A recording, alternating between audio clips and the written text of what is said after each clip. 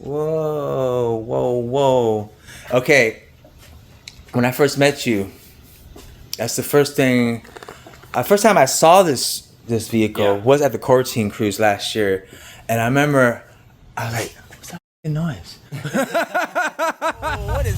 Whoa! I don't even want to say anything. That thing's mean, baby. That's mean. Woo! And I'm like, "Is it that?" And then dude.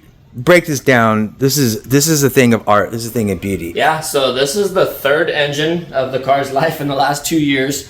You know, like I said, when I bought the car, it had an engine in there, and just like the rest of the stuff, it was poorly built. I took it down the road after fixing the suspension and popped a head gasket immediately. The moment I gave it any gas at all, it just popped a head gasket. It wasn't built for a boost. So I was like, okay, well, I could just, put a head gasket on it, repair it, but why? Let's build the motor, right? If it's got the supercharger, let's build the motor to go with it.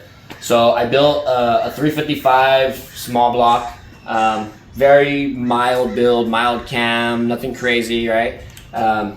Drove that around for a little while. It just never really felt like it made power. It always kind of seemed doggish. Like, great motor, just kind of always seemed doggish. And my buddy that helped me with the motor kept telling me, well, you need cylinder heads on the car, because I had stock cylinder heads on the car, and he's like, the car needs cylinder heads. That's why it's feeling doggish and not happy. So I bought some nice aluminum cylinder heads finally, put them on the car, and the next day, me and my son went to Donut Deer Licks on a Saturday morning. The car was feeling great. I go, oh, finally, he was right. That's what the car needed. The car woke up. Coming home from Donut Deer Licks, so I'm not even 20 miles on this new setup, go to take a pass, blew up the motor. Just completely blew it up. Not even a light away from my house, Grenaded the motor. It's on my Instagram. You can check it out. I have a video of me taking the cylinder head off and showing that the piston was just disintegrated. All the piston was in the oil pan. Just completely disintegrated. And to make it worse, I was a week away from going to Hot August Nights. And we were starting this new thing called the Road to Reno. My buddy John Henson was setting it up to have 25 influencers drive together with Summit Racing and all these other companies to Reno to show, like, hey, we're all of us guys, we drive these things, so we're gonna drive them to Reno. We went to Mammoth Lakes first, and then we went to Reno, and nice drive. Just showed that we drive these things. So my first phone call was John. Hey John, I blew up the motor, man, and I'm a week away from going. Like, what are we gonna do? And so I'm talking to Phytech Mike and my buddy Travis with Ace Customs. I'm just calling everybody that I know, like, hey, just brainstorming. What are we gonna do? And so we decided on a Blueprint engine. Called up Blueprint. Unfortunately, they didn't have it in stock, but Summit had one of their engines in stock. So John Henson reached out to Summit and was like, hey, like, what can we do? Blah blah blah. They gave me a little bit of a deal, and they got it shipped out to me quick. So motor got here, got delivered. It was a group effort. Put it in the car, got the car running. I literally drove it for like a day. Just drove the crap out of the car to make sure it was good, and then got the brake-in oil out of it. And then Monday morning, we went to Reno. Wheels up. Not tuned, not nothing, right? I mean, Phytech's a very big partner of mine. I switched the car over from carbureted to fuel injection. So Jeremy over at Phytech, he played with the computer a little bit in the parking lot to make sure that it was safe for the drive, but we didn't do any actual tuning, right? And drove it to Reno with no problems. Like, I had a little bit of an overheating problem at one point, but then again, Durrell Performance stepped up, hooked me up with some of their fans, fixed that problem. So besides a little bit of an overheating issue going up that giant hill to Mammoth, the car had zero problems with the fuel injection. It ran great. The motor's strong. This new Blueprint motor is a 383 stroker motor. It feels like it makes twice the amount of power that my 350 made. Whoa, let me just. So, you're talking about this baby right here. Yep. So it's a better product than your older one, you're saying? Yeah, much better product for sure. So for a novice who's maybe just passing by and they see this engine, of course this looks nothing like their engine in their car, even though it's the same thing. Right.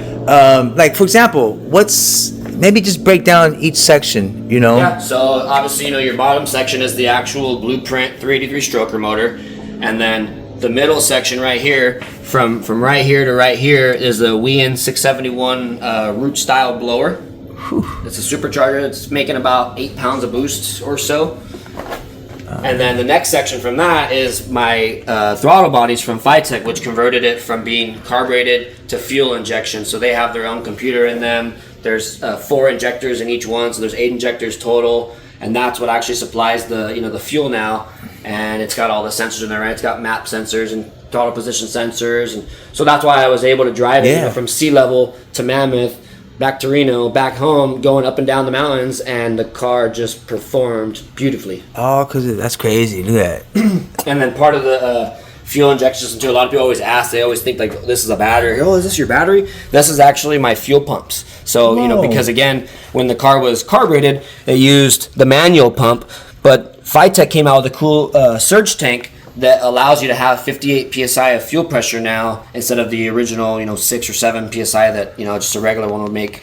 Watch it. Oh, thanks. Wow. Now, was this already installed from your old engine? Nope. So this came with that. Yeah. So when I switched from carburetors to fuel injection, that was part of the conversion, was putting the dual fuel pump kit in, putting the throttle bodies on, putting the computer inside the car, and doing all the wiring. And you got to put oxygen sensors in the exhaust now. So there's a lot of sensors and whatnot, but once you get it running, it's runs so good. I'm so impressed with the fact that you could just turn the key and start the car, or drive the car. It's it's not like before when you're carbureting, you're sitting there holding the throttle and like trying to keep it running and doing this and doing that. It's so drivable now.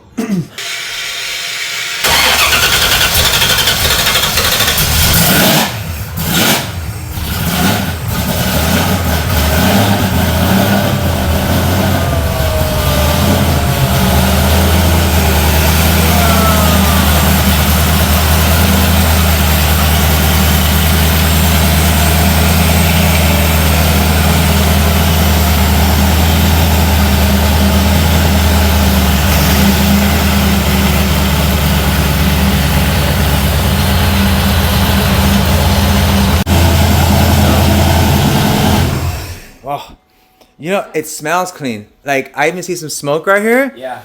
But it smells clean. Yeah, it gets a little bit of smoke on the first start usually, but like that's only after it's sat for a little bit. Otherwise, it doesn't smoke or anything. It smells clean, dude.